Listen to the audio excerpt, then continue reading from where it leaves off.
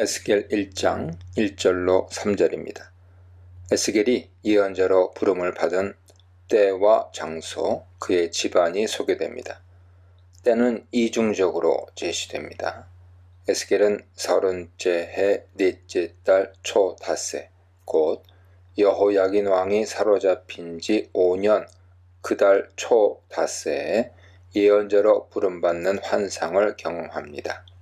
30째 해가 그의 나이를 가리킨다면 에스겔은 제사장 직분을 공적으로 수행할 수 있는 나이에 예언자로 부름을 받은 것입니다. 민수기 4장 참조하세요. 유다 왕 여호야긴은 주전 597년에 첫 번째 바벨론 유배 때 사로잡혀 끌려갔기에 여호야긴 왕이 사로잡힌 지 5년은 주전 593년이 됩니다. 특이하게도 유다의 마지막 왕 시드기야의 통치 연대를 사용하지 않고 바벨론 왕 느부갓네살이 바벨론으로 잡아간 여호야긴의 유배를 기점으로 삼아 연대를 언급합니다. 여기에 에스겔서가 대변하는 바벨론 유배민들의 정치적 입장이 반영되어 있습니다. 이들의 눈에 바벨론 왕 느부갓네살에 의해 왕위에 처진 시드기야는 다윗 왕권에 적법한 계승자가 아니었습니다. 함께 유배당한 여호야긴이 여전히 유다의 왕이었죠. 다른 한편 시드기야 왕권의 간접적 부정은 유배민들을 하나님 백성의 불의에서 잘린 자들로 주장하는 예루살렘의 남은 자들에 대한 비판이기도 합니다. 본서 11장 33장 참조하세요. 다윗 왕권이 여호야긴을 통해 이어진다면 하나님 백성의 정통성은 유배민들에 의해 계승됩니다. 예루살렘의 남은 자들이 아니라 바벨론에 유배당한 자들이 하나님 백성의 남은 자들이 됩니다. 예루살렘과 유다의 정치적 멸망으로 하나님 백성의 역사가 끝나지 않게 되는 것이죠. 에스겔이 환상을 경험한 장소는 그발강가였습니다. 에스겔서에서 그발강은 언제나 에스겔의 소명사건과 관련하여 언급됩니다. 그발강가 사로잡힌 자 중에 있을 때는 에스겔이 예배 중에 하나님을 만났음을 암시해 줍니다. 제의적으로 더러운 이방 땅에 사는 자들에게 제의적인 깨끗함, 정결의식을 위해서는 물이 필수적이었죠. 후대 디아스포라 유대 전통이 보여주듯이 바벨론 유배민들은 몸을 깨끗이 씻을 수 있는 강가에서 제의적 모임을 가졌던 것 같습니다. 예루살렘 성전의 신학적 전통에 따르면 여호와는 성전에 거하시거나 현현하시는 하나님으로 성전에서 제사를 통해 만날 수 있었습니다. 물론 성전에 거하시는 여호와는 하늘에도 보좌를 갖고 계시지만 하늘 보좌는 예루살렘 제2에서 거의 의미가 없었습니다. 제의적 정결이 성전 예배의 전제 조건이기에 가나안을 벗어나 바벨론과 같은 이방 땅에서는 여호와께 나아갈 수 없었습니다. 예루살렘 성전에서 완전히 벗어난 전통적인 방식으로는 만날 수도 섬길 수도 없는 자들에게 하나님께서 전혀 예기치 않은 방식으로 모습을 드러내십니다. 여호와께서 하늘로부터 바벨론의 그발 강가에 있는 에스겔을 찾아오십니다. 하늘이 열리면은 여기에만 나오는 표현으로 말독신을 섬기는 바벨론이 여호와의 통치 아래 있음을 처음부터 분명하게 보여줍니다. 하늘 보좌에 계신 이스라엘의 하나님 여호와께서 이제 당신의 우주적 왕권을 행사하십니다. 그발 강가의 환상은 부차적으로 유배민들이 바벨론에서 여호와를 섬길 수 있음을 보여주기도 합니다. 하나님의 모습, 환상이 하나님에게서 기원할 뿐만 아니라 그분의 역사 의지를 그 내용으로 하고 있음을 강조합니다. 환상은 예언자들에게 공통된 신적 계시의 통로지만 에스겔 경우에는 그 규모와 표현의 강렬함에 있어서 아주 독자적입니다. 에스겔서에서 빈번하게 사용되는 하나님의 손, 권능이 임하였다 하는 것도 예언 전통에 속한 표현으로 예언자가 여호와의 능력에 완전히 사로잡혔음을 보여줍니다. 열왕기상 18장, 열왕기하 3장, 이사야 8장, 예레미야 15장 참조하세요. 4절입니다. 폭풍과 큰 구름 가운데 오시는 하나님의 표상은 이스라엘의 전통적인 신현 묘사에 속합니다. 하나님께서 역사에 개입하셔서 당신 모습을 드러내실 때 산과 땅이 흔들리고 폭풍우나 구름과 불이 함께합니다. 출애굽기 19장, 20장, 사사기 5장, 욥기 38장, 시편 50편, 104편, 144편 참조하세요. 1절에서 하늘이 열리고 계시된 환상임에도 방향이 별도로 북쪽에서부터로 언급되죠. 지리적 방향보다는 신현의 신학적 의미를 내포한 표현 같습니다. 신현 사건은 주로 이스라엘 백성을 구원하고 민족들을 심판하는 문맥에 등장하는데 그발 강가에서 에스겔이 경험한 신현 사건은 이스라엘의 심판과 관련됐음을 시사해 줍니다. 이스라엘이 역사적으로 경험한 적, 아람아수르 바벨론이죠. 그 적은 예외 없이 북쪽에서 침략해 오기에 북쪽은 자주 심판의 방향으로 사용됩니다. 5절로 14절입니다. 하늘 보좌에 앉으신 여호와의 영광을 본 에스겔은 시선을 아래에서 위로 옮겨가며 네 생물과 그들 곁에 바퀴들과 네 생물 위에 궁창과 궁창 위에 보좌에 앉으신 여호와의 영광을 차례로 묘사합니다. 사람의 형상을 한 네 생물은 저마다 네 얼굴과 네 날개를 갖고 있었고 곧은 다리와 송아지 발바닥 같은 발바닥은 광낸 구리같이 빛났고 저들의 날개 밑에는 사방으로 사람의 손이 보였습니다.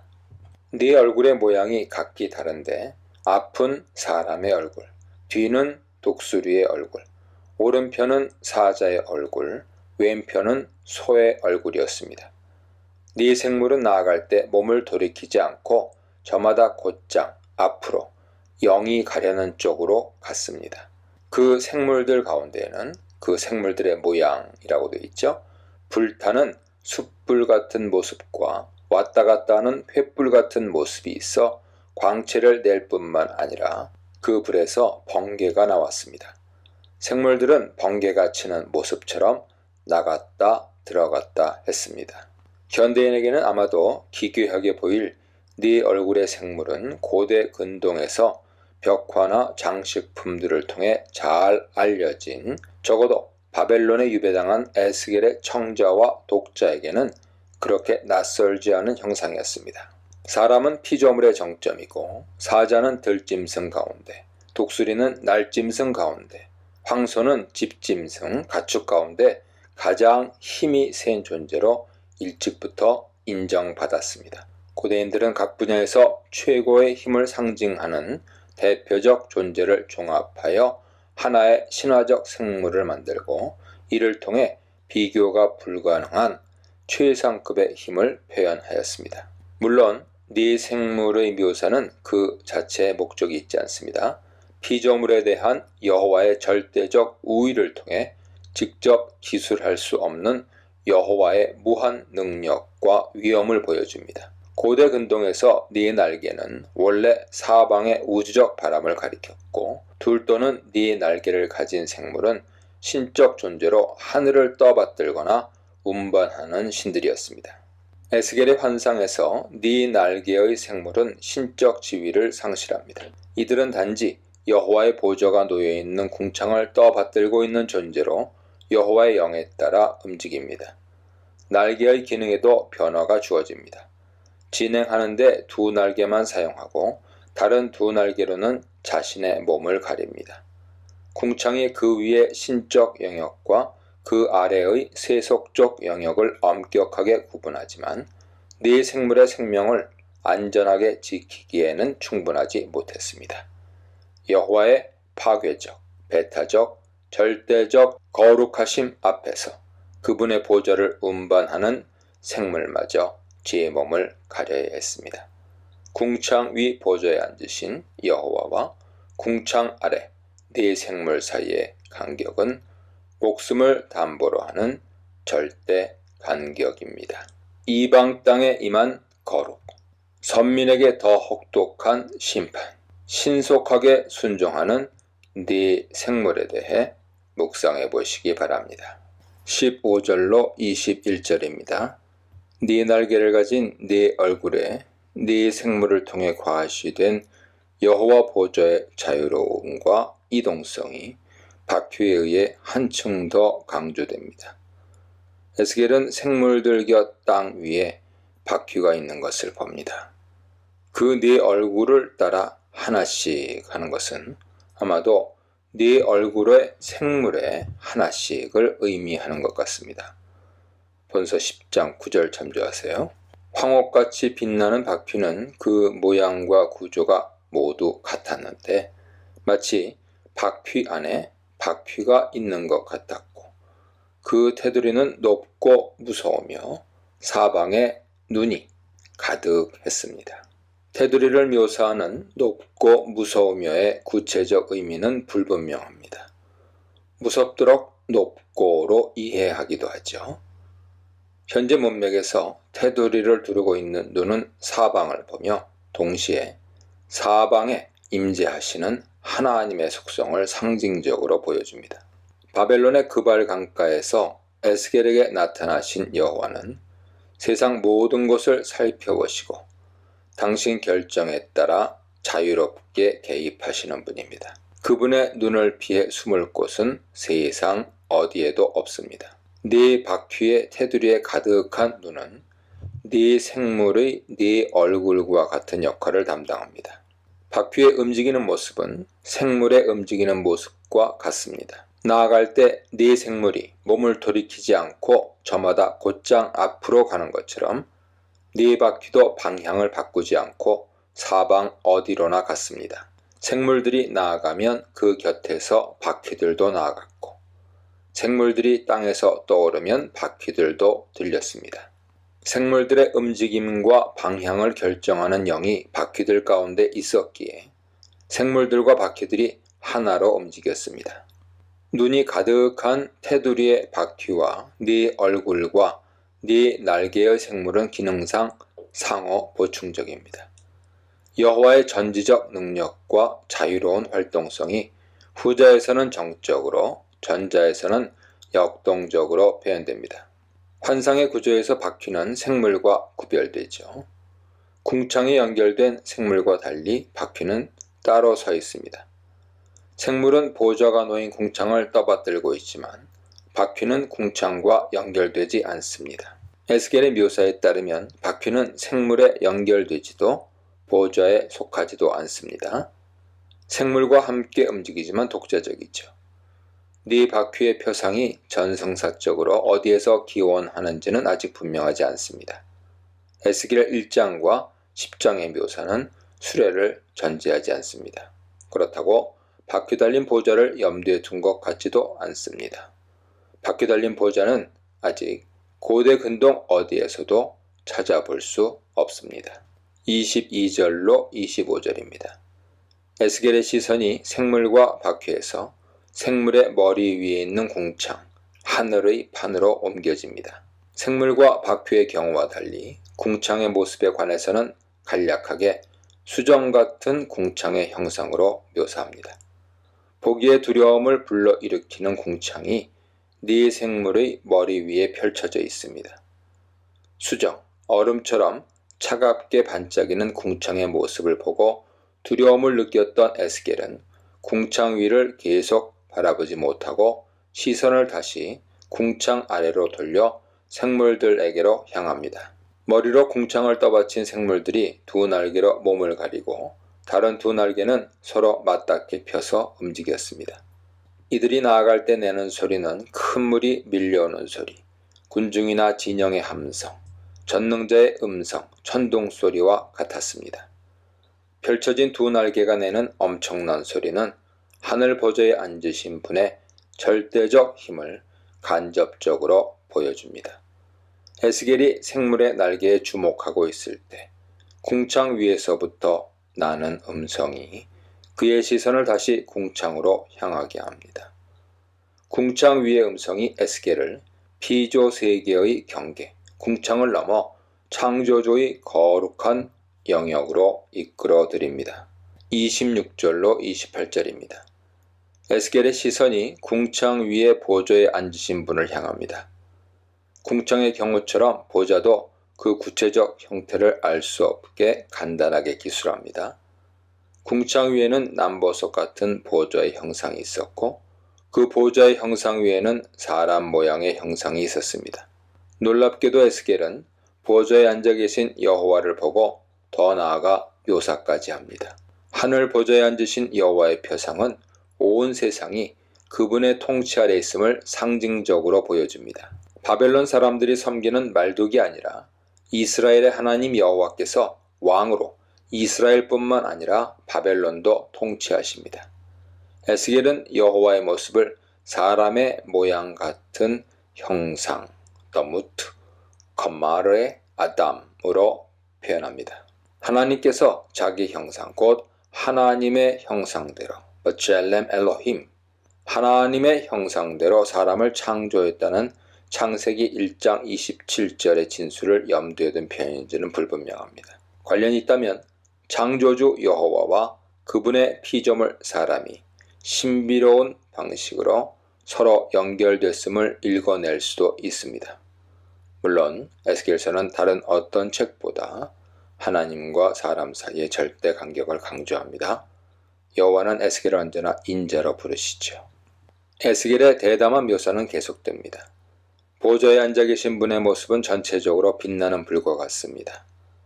허리처럼 보이는 부분의 위쪽은 단쇠, 빛나는 금속 같아서 사방이 둘러싸인 불과 같았고 그 아래쪽은 불처럼 보였는데 사방이 광채로 둘러싸여 있었습니다.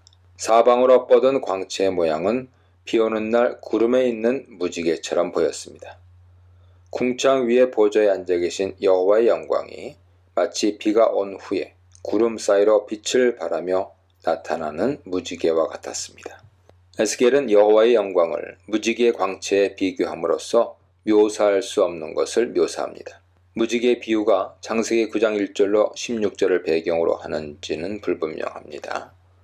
창세기에 의하면 홍수 후에 여호와께서 노아와 언약을 맺으시고 언약의 증거로 무지개를 구름 속에 두셨는데 양자를 관련시켜 무지개에서 심판에 대한 암시를 읽어낼 수 있을지 의문이죠.